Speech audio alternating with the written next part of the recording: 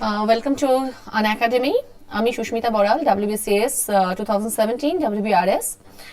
আমি যে জেনারেল ইংলিশে ক্লাসগুলো নিচ্ছি, হোপফুলি সেটা থেকে হেল্প হচ্ছে।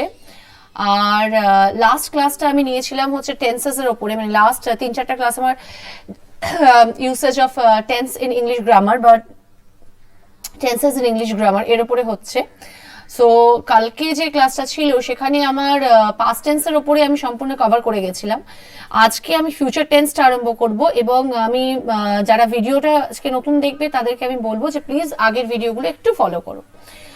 আজকে আমরা ফিউচার টেন্স দিয়ে স্টার্ট করছি এবং হোপফুলি আজকে আমার টেন্সের পার্টটা শেষ হয়ে যাবে। আমি নেক্সট ক্লাস রাখবো হচ্ছে ন্যারেশন চেঞ্জের ওপরে, বা মেবি একটা ক্লাস হয়তো আমি রাখতে পারি নাউনের সাবজেক্ট ভার্ব এগ্রিমেন্টের ওপরে। আমি একটা ক্লাস হয়তো রাখবো, একটা সাবজেক্ট ভার্ব এগ্রিমেন্টের ওপরে রেখে আমি ন্যারেশনে মুভ করবো।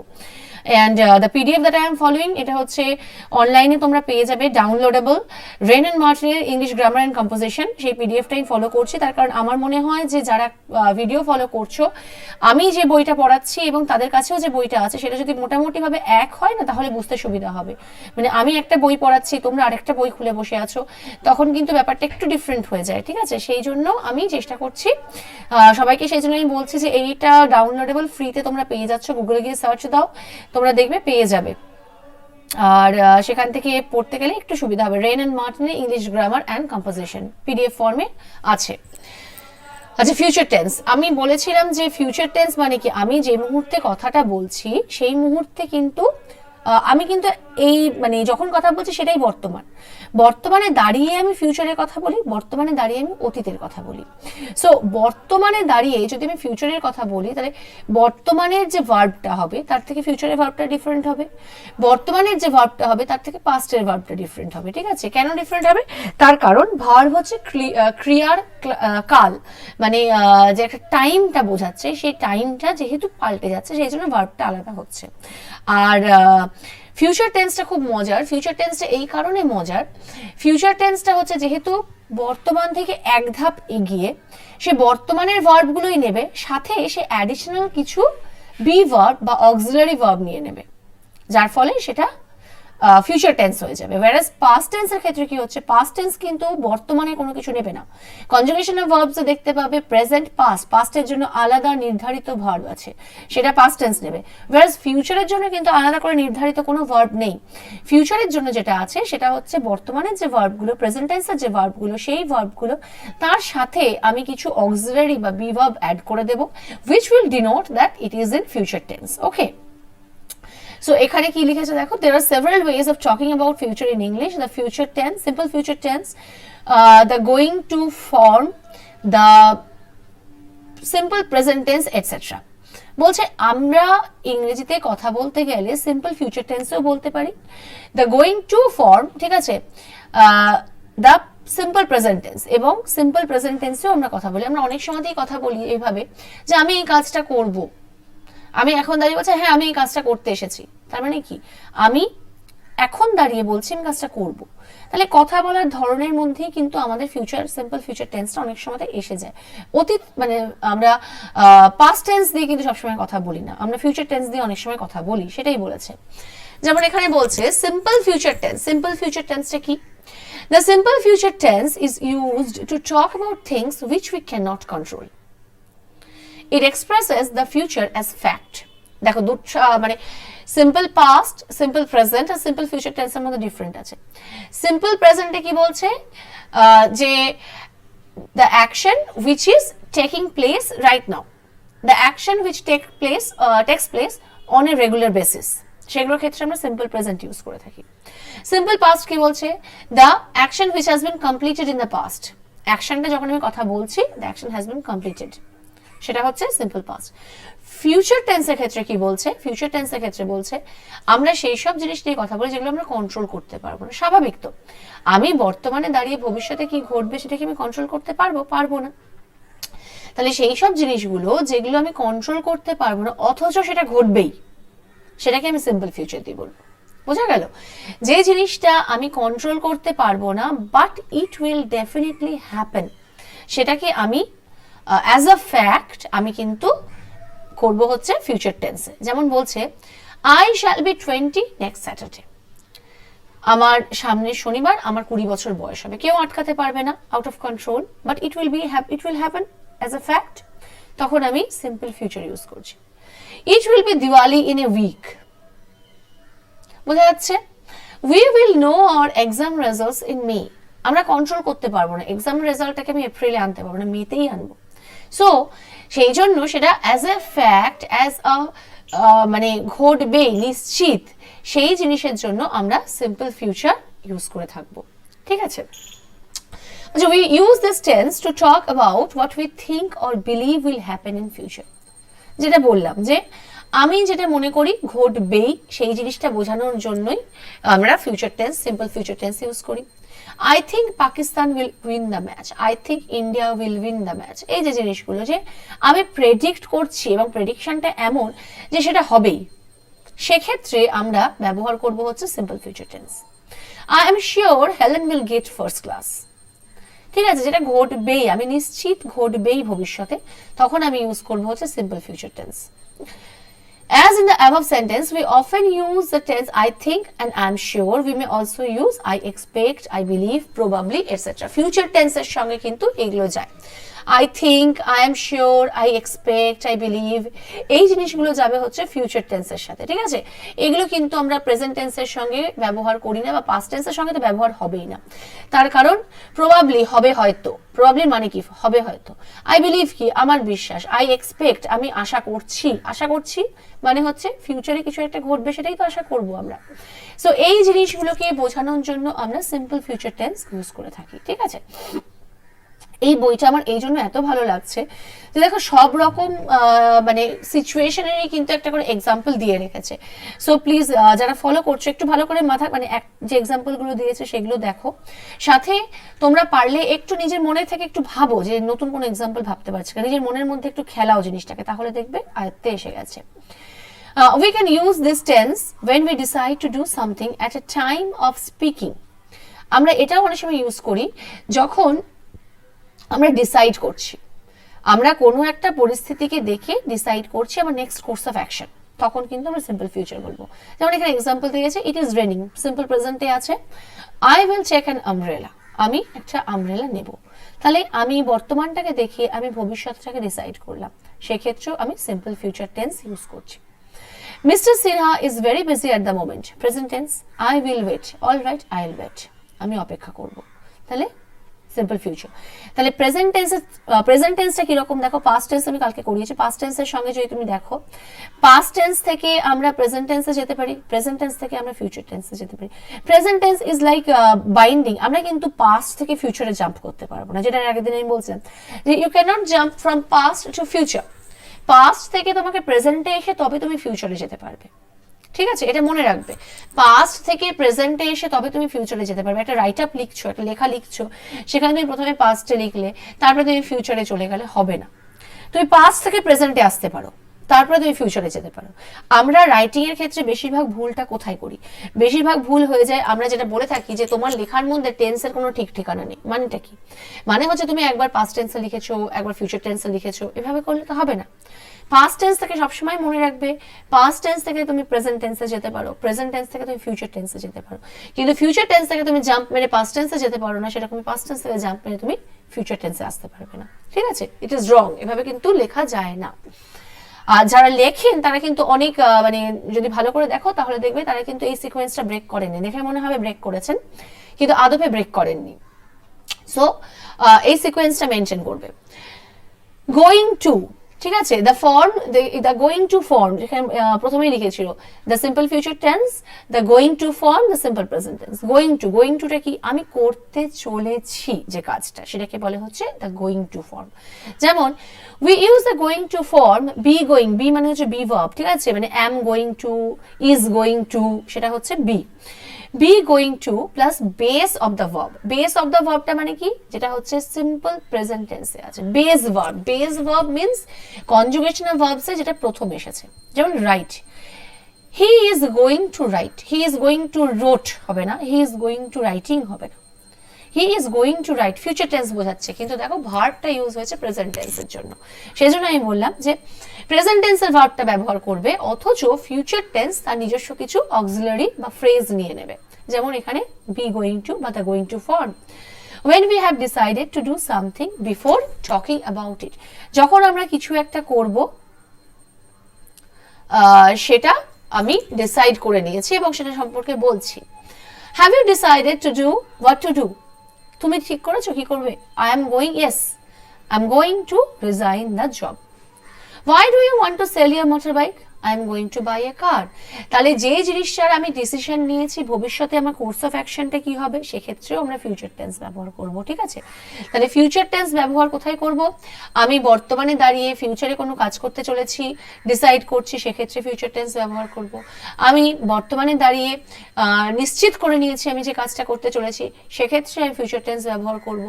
আমি বর্তমানে দাঁড়িয়ে গোয়িং টু মানে করব এমন বা করবই এমন কিছু একটা বলছি, তখন আমরা ফিউচার টেন্সের বোঝাচ্ছি। এখানে দেখো ফিউচার টেন্স কিন্তু নেই, I am going to resign the job, এখানে সেন্সটা ফিউচার, এখানে কিন্তু সেন্সটা ফিউচার টেন্স। তোমরা বলতে পারো ম্যাডাম এখানে সবকিছুই কিন্তু প্রেজেন্ট টেন্সের ইউজ হচ্ছে, ভার্বও প্রেজেন্ট টেন্সের ইউজ হয়েছে, গোয়িং অ্যাম আছে, ঠিক আছে, প্রেজেন্ট টেন্সের ফর্ম ইউজ হয়েছে, but the sense is in future tense. বোঝাচ্ছে, বোধটা হচ্ছে আমাদের হচ্ছে ফিউচার টেন্সের উপরে। Remember that if the action is already decided upon and the preparations have been made of, পরের লাইনটা দেখো কি বলছে, remember that if the action is already decided upon and the preparation have been made, we should also use বা we should use the going to form, not the simple future tense. বলছে decision নিয়েছি এবং প্রস্তুতিও করা হয়ে গেছে, সেক্ষেত্রে going to. সেক্ষেত্রে I will buy এ কার আমরা ইউজ করবো না। why do you want to sell your motorbike? I will buy a car হবে না। কেন? আমি ডিসিশন নিয়েছি, আমার নেক্সট কোর্স অফ অ্যাকশনও কি হবে আমি ঠিক করে নিয়েছি, তখন আমি বলবো কিন্তু গোয়িং টু ফর্মে। তাহলে গোয়িং টু ফর্ম আমরা কোথায় ইউজ করবো? যেখানে আমি সেন্সটা রাখবো হচ্ছে মানে ঠিক সেই জায়গাটাতে গোয়িং টু ফর্মটা ইউজ হবে। একটা ট্রানজিশন, প্রেজেন্ট টেন্স থেকে ফিউচার টেন্সের একটা ট্রানজিশনের মাঝখানে আমরা গোয়িং টু ফর্মটা ইউজ করছি, ঠিক আছে? আমি ডিসিশন নিয়েছি আমি কি করতে চলেছি, জাস্ট আমি সেই জায়গাটাতে ব্যবহার করছি going to form. The simple future tense is used for an instant decision, যেমন ওইটা আগেরটা ছিল যে এই জায়গাটা ইনস্ট্যান্ট ডিসিশন, এই জায়গাটাতে it is raining I will take an umbrella, instant decide করছি, কিন্তু যেখানে আমি নিশ্চিত করে নিয়েছি আমার কোর্স অফ অ্যাকশন ভাবা হয়ে গেছে, সেক্ষেত্রে আমি গোয়িং টু ফর্ম ইউজ করব। কিন্তু যেখানে আমি দাঁড়িয়ে সেই মুহূর্তে ডিসিশন নিচ্ছি, সেক্ষেত্রে আমি সিম্পল ফিউচার ইউজ করব, ঠিক আছে? তাহলে সিম্পল ফিউচার কোথায় ইউজ করব? যেখানে আমি সেই মুহূর্তে দাঁড়িয়ে আমি ডিসিশন নিচ্ছি, সেটা সিম্পল ফিউচার। আর যেটা আমি বর্তমানে দাঁড়িয়ে আমার কোর্স অফ অ্যাকশন কি হবে ভেবে নিয়েছি ভবিষ্যতে, সেক্ষেত্রে গোয়িং টু ফর্ম, ঠিক আছে? এই জিনিসগুলো কিন্তু খুব ইন্টারেস্টিং, যদি একটু কেউ মন দিয়ে শোনো তাহলে সুবিধেই আমার হবে বলে আমার মনে হয়। We also use the going to form to talk about what seems likely or certain. আমরা গোয়িং টু ফর্মটা ইউজ করি কখন? যখন two talk about what seems likely or certain, যেটা নিশ্চিতভাবে করতে চলেছে, তখনও আমরা গোয়িং টু করি। when there is something in the present which tells us about the future, যখন বর্তমানে এমন কোনো একটা ঘটনা যেটা ফিউচারটাকে আমাকে শিওরলি বলছে, সেক্ষেত্রেও আমি কিন্তু গোয়িং টু ফর্মটা ইউজ করব। যেমন it is going to rain, look at this clouds, আকাশের দিকে তাকাও, মেঘগুলো দেখো, মনে হচ্ছে বৃষ্টি হতে চলেছে। তাহলে সার্টেন কিছু একটা, বর্তমানে কোনো একটা ঘটনা আমাকে নিশ্চিতভাবে বলে দিচ্ছে ভবিষ্যতে কি ঘটতে চলেছে, সেক্ষেত্রেও আমরা গোয়িং টু ইউজ করছি। The boat is full of water, it is going to sink, she is going to have a baby, মানে নিশ্চিত দেখে যেটা বোঝা যাচ্ছে বর্তমানে। ওয়েলকাম টু আন একাডেমি। ওয়েস্ট বেঙ্গল পিএসসি ক্যাটাগরির জন্য যারা যারা এই ভিডিওটা দেখছো, পিএসসি ক্যাটাগরির সমস্ত এক্সামকে কভার করানোর জন্য আমরা আন একাডেমিতে বিভিন্ন রকম অ্যাক্টিভিটি চালাচ্ছি। অ্যাট ফার্স্ট ইউটিউবে তোমাদের জন্য থাকছে টপারদের ফ্রি ভিডিও, যেখানে তোমরা সাবজেক্ট সম্পর্কে নলেজ তৈরি করতে পারবে এবং সাবজেক্ট কী করে পড়বে সেটাও জানতে পারবে। এছাড়াও আরও বিভিন্ন WBCS টপাররা আন একাডেমি অ্যাপেতে তোমাদের জন্য ফ্রি ক্লাস নিয়ে যাচ্ছেন, যেখানে তারা তাদের নিজেদের অভিজ্ঞতা, এক্সাম স্ট্র্যাটেজি নিয়ে আলোচনা করছেন তোমাদের সাথে। এর বাইরে আমরা প্রত্যেক উইকের রবিবার WBCS এর জন্য ফ্রি মক টেস্টের ব্যবস্থা রাখছি, যেটা তোমরা মোবাইলে আন একাডেমি অ্যাপেতে গিয়ে দিতে পারবে। এই সমস্ত ম্যাটারকে কন্ট্যাক্ট করছেন মিস্টার রুদ্র মুখার্জি, যিনি একজন 12 বছরের অভিজ্ঞতা সম্পন্ন ব্যক্তিত্ব। তাহলে তোমরা যারা আনএকাডেমি অ্যাপটা ডাউনলোড করোনি অবশ্যই ডাউনলোড করে নাও এবং এই ইউটিউব চ্যানেলটিকে সাবস্ক্রাইব করে রাখো। আনএকাডেমি অ্যাপটা ডাউনলোড করার পরে তোমাদের ফ্রি ক্লাসগুলোর জন্য যখন তোমরা এনরোল করবে তখন ফ্রি ক্লাসগুলোকে আনলক করার জন্য কোডের দরকার হবে। তোমরা স্ক্রিনে দেখানো কোড রুদ্র লাইভ ব্যবহার করে আনলক করে নেবে। এছাড়াও যারা আনলিমিটেড ক্লাস করতে চাও অনেক বেশি টিচারদের কাছে, আনলিমিটেড মক টেস্ট দিতে চাও ডিটেলসে জানার জন্য, তারা আনএকাডেমির সাবস্ক্রিপশন নাও। আনএকাডেমি একটা সাবস্ক্রিপশন মডেলে কাজ করে। এটা স্টার্ট হয় 1 মাস থেকে এবং এটা সর্বোচ্চ আছে 2 বছর পর্যন্ত। যেটা নিতে চাইছো সেটা ক্লিক করো, করার পর তোমাদের কোড চাইবে। এখানে কোড পুট করলে তোমরা 10% ডিসকাউন্ট পাবে। আবার একই কোড ফ্রি ক্লাস আনলক করার জন্য যেটা ব্যবহার করেছিলে রুদ্র লাইভ, এই কোডটাই ব্যবহার করো। তাতে 10% ডিসকাউন্ট পাওয়ার পর যে টাকাটা হচ্ছে সেটাই পে করো অনলাইনে। আনএকাডেমি ভারতের একটা সর্বোচ্চ অর্গানাইজেশন এবং সম্পূর্ণভাবে গভর্নমেন্ট ট্যাক্স এবং রুলস রেগুলেশন মেনটেন করে চলে। তাই এর মধ্যে জিএসটি ইনক্লুডেড আছে, যেটা তোমাদের আলাদা করে পে করতে হচ্ছে না। এখানে ট্রানজাকশন করা 100% সুরক্ষিত, তাই তোমাদের ভয় পাওয়ার কোনো কারণ নেই। আনএকাডেমির নাম করে কেউ যদি টাকা চায় ক্যাশ বা অনলাইন ট্রান্সফার কেউ কখনো করবে না। আনএকাডেমির সমস্ত পেমেন্ট নেয় নিজস্ব ওয়েবসাইট থেকে। তাই যারা যারা সাবস্ক্রিপশন নিতে চাইছো তারা এইভাবে নিতে পারো। আমাদের সাথে জুড়ে থাকার জন্য অসংখ্য ধন্যবাদ। এমন কোনো একটা ঘটনা যেটা দেখে বোঝা যাচ্ছে ভবিষ্যতে কি হতে চলেছে নিশ্চিতভাবে, সেক্ষেত্রে আমরা গোয়িং টু ব্যবহার করব। The going to form may also express an action which is on the point of happening. ঘটতে চলেছে। He is going to cry. She is going to cry.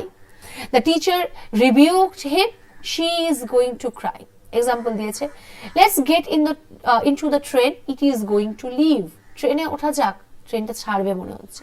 Look, the cracker is going to explode. মানে next মোমেন্টেই যে অ্যাকশনটা হতে চলেছে সেটাকেও আমরা এখানে, যেহেতু পিডিএফ গ্যাপগুলো বেশি, এই যে the going to form also express an action which is on the point of happening. হতে যেই মুহূর্তে হবে মনে হচ্ছে সেটাই আমরা going to form ইউজ করে থাকি।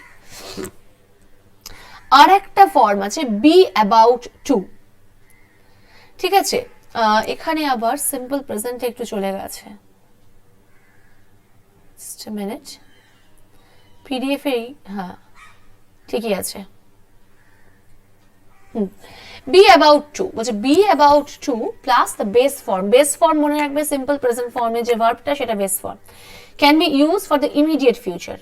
ইমিডিয়েট ফিউচার 9:54 বাজছে এখন, ইমিডিয়েট ফিউচার তার পরেরটাই 55। ইমিডিয়েট ফিউচারে ঘটবে এমন কিছু একটা, সেটাকে জন্য আমরা বি অ্যাবাউট টু ইউজ করে থাকি। কেমন, let's get in the train, it is about to leave. Going to about to একই, ঠিক আছে, going to and about to একই। Don't go out now, we are about to have lunch. আমরা খেতে চলেছি বা লাঞ্চ নেব এখনই। তাহলে অ্যাবাউট টু আর গোয়িং টু প্রায় একই, ঠিক আছে। এরপরে দেখো সিম্পল প্রেজেন্ট টেন্স বলে দিয়েছে। সিম্পল প্রেজেন্ট টেন্সটা কেন দিয়েছে, মানে তোমরা বলতে পারো যে ম্যাডাম ফিউচার টেন্স বোঝাতে বোঝাতে আবার সিম্পল প্রেজেন্ট কন্টিনিউয়াস কেন? এই জায়গাটাতে আমি বলবো যেহেতু ফিউচার টেন্স কিন্তু ওতপ্রোতভাবে প্রেজেন্ট টেন্সের সঙ্গে যুক্ত, মানে প্রেজেন্ট টেন্স না থাকলে ফিউচার টেন্স হবে না। পাস্ট টেন্স কিন্তু প্রেজেন্ট টেন্স না থাকলেও হতে পারে। অতীতে কোনো একটা ঘটনা ঘটেছে, বর্তমানে তার লেশমাত্র নেই, হতেই পারে, তাই না? সিন্ধু সভ্যতা অতীতে ছিল, বর্তমানে তার লেশমাত্র আমরা পাই না, মানে এক্সকাভেশনস গুলো বাদ দিয়ে আমরা কিছু পাই না। মেহেরগড় সভ্যতার সেই দেখতে পাই। অতীত বর্তমানকে ছেড়ে থাকতে পারে, কিন্তু ফিউচার ভবিষ্যৎ বর্তমানকে ছেড়ে কিন্তু থাকতে পারবে না। তার কারণ ভবিষ্যৎ সম্পূর্ণ তোমার বর্তমানের উপরে নির্ভর করে আছে। সেই জন্যই তোমরা ফিউচার টেন্সের মধ্যে দেখতে পাচ্ছ এখানে প্রেজেন্ট টেন্স আবার একটুখানি দিয়ে দিয়েছে। The simple present tense is used for official programs and time tables. The college opens on 23rd, মানে কোথায় দেখো, তো ফিউচারের ক্ষেত্রে বলছি আমি যে খুলবে, কিন্তু আমি এখানে সিম্পল প্রেজেন্ট দিয়ে বলছি। তাহলে আমি কোথায় কোন ফিউচারের কাজটাকে আমি সিম্পল প্রেজেন্ট দিয়ে বলবো, যেটা অফিসিয়াল প্রোগ্রাম হিসেবে আছে।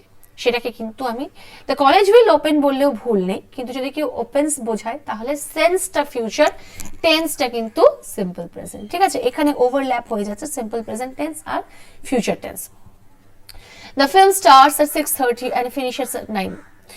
When does the next train leave for Chennai? এগুলো যদি দেখো সিম্পল ফিউচারে সিম্পল প্রেজেন্টে আছে, but the sense is in simple future.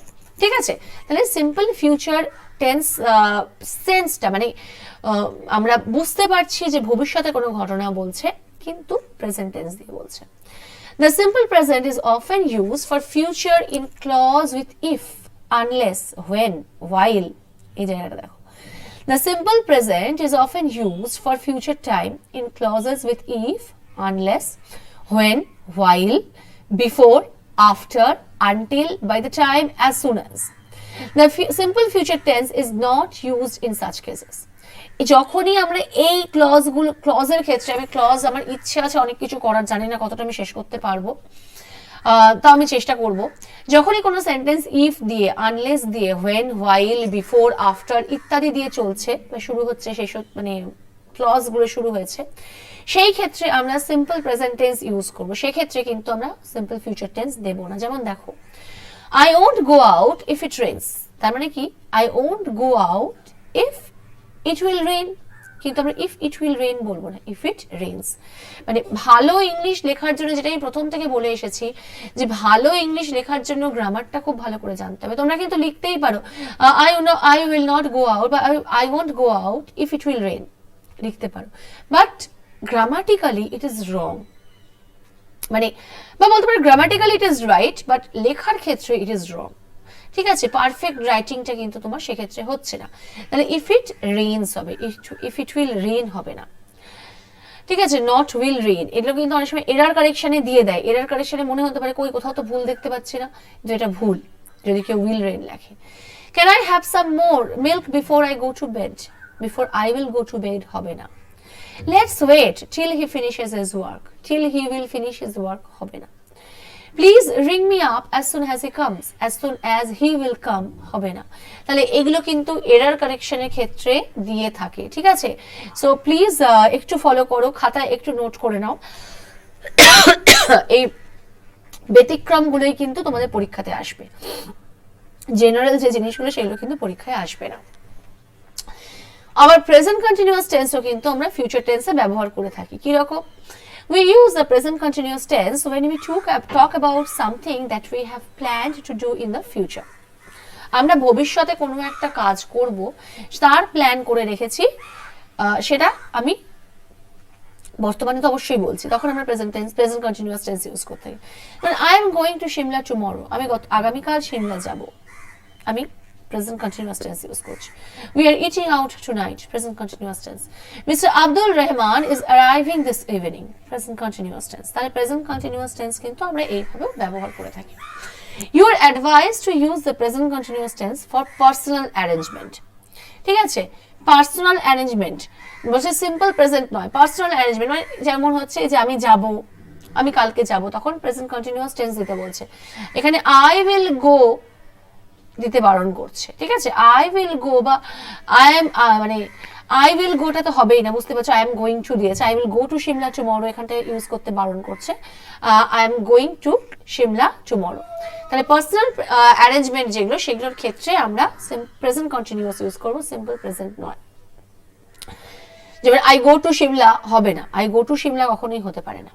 ঠিক আছে, কেউ রোজ দিন শিমলা তো যাবে না, কাজে I go two Shimla daily হবে না।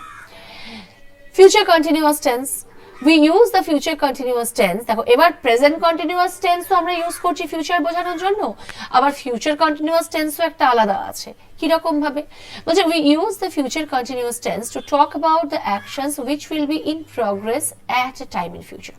তাহলে মজার ব্যাপারটা কি দাঁড়ালো, বর্তমানে দাঁড়িয়ে আমি ভবিষ্যতে যেটা নিশ্চিতভাবে করতে চলেছি প্রেজেন্ট কন্টিনিউয়াস দিয়ে বলবো, কিন্তু বর্তমানে দাঁড়িয়ে আমি ভবিষ্যতে কোনো একটা সময় কাজটা ঘটবে, ঘটতে চলবে, মানে it will continue to happen, সেটা বোঝানোর জন্য আমি ফিউচার কন্টিনিউয়াস ইউজ করছি। যেমন দেখো এক্সাম্পলগুলো দেখলে বুঝতে পারবে। I suppose it will be raining when we start. তাহলে আমি যখন স্টার্ট করছি, আমি যখন কথাটা বলছি, যে আমার মনে হয় আমরা যখন যাত্রা শুরু করব বৃষ্টি হবে, তাহলে আমি যখন কথাটা বলছি তখন কিন্তু যাত্রা শুরু করিনি।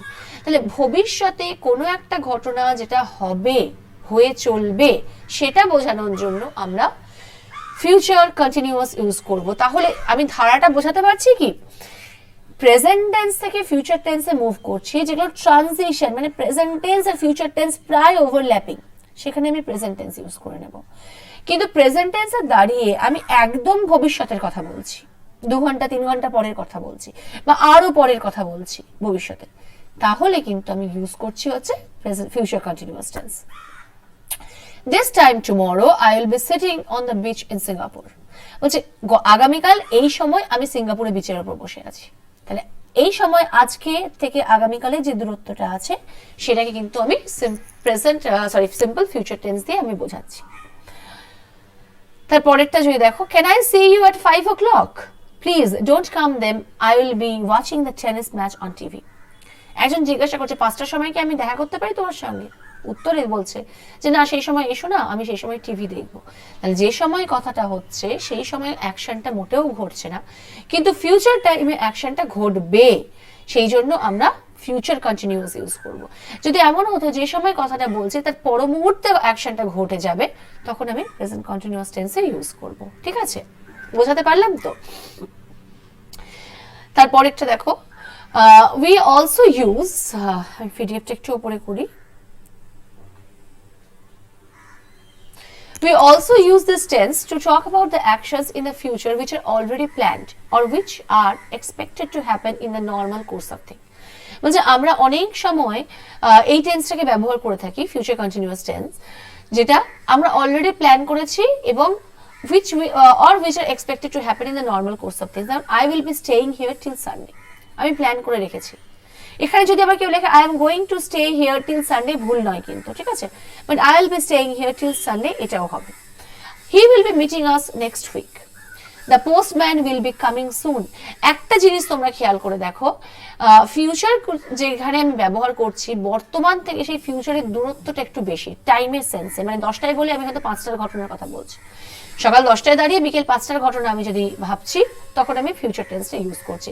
কিন্তু সকাল 10টায় দাঁড়িয়ে 10:15টার ঘটনাটা যদি আমি ভাবি, তাহলে আমি কিন্তু প্রেজেন্টে ইউজ করে থাকছি।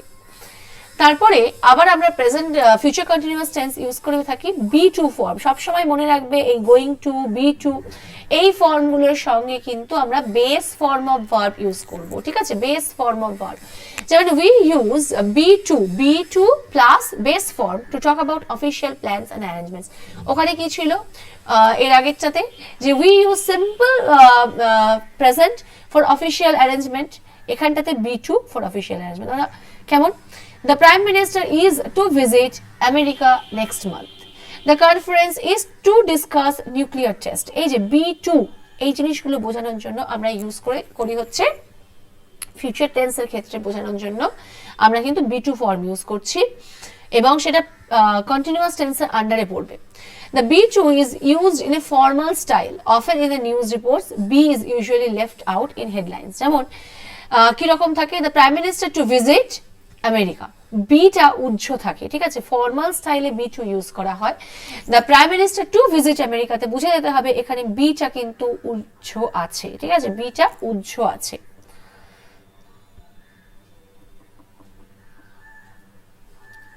এরপরে দেখো future perfect tense. Future perfect টেন্সটা কি বলছে? The future perfect tense is used to talk about actions that will be completed by a certain future time. বলছে আমরা সবসময় মনে রাখবে পারফেক্ট টেন্স মানে অ্যাকশনটা কমপ্লিট হয়ে যাওয়ার কথা। অ্যাকশনটা কমপ্লিট হয়ে গেছে সেটাকেই কিন্তু আমরা পারফেক্ট টেন্স বলবো।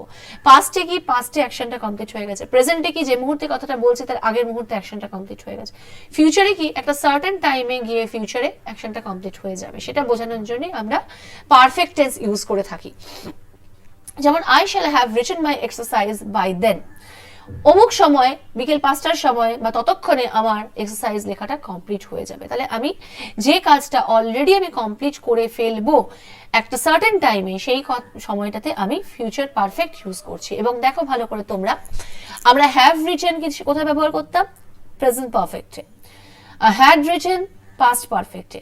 যেহেতু ফিউচার একটা এক্সট্রা নিয়ে নিয়েছে, shall have written. He will have left, conjugation of verb past participle ব্যবহার হয়েছে before you go to see him, ঠিক আছে, will have left. By the end of this month, I will have worked here for 5 years. By the end of this month, মানে একটা certain future time, আমি 5 বছর আমার এখানে কাজ করা হয়ে যাবে, তাহলে certain future টাইমে গিয়ে আমার অ্যাকশনটা কমপ্লিট হচ্ছে, ঠিক আছে, সেটাকে বলে হচ্ছে ফিউচার পারফেক্ট টেন্স। ফিউচারে গিয়ে কমপ্লিট হচ্ছে certain point of time। Future perfect continuous টেন্সটাও সিমিলারলি, যে একটা সার্টেন পয়েন্টে সেই কাজটা তখন ঘটে চলবে। The future perfect continuous tense is used for actions which will be in progress over a period of time that will end in the future, মানে ফিউচারেই একটা সময় থেকে আর একটা সময় অবধি চলবে, সেটাই ফিউচার পারফেক্ট কন্টিনিউয়াস।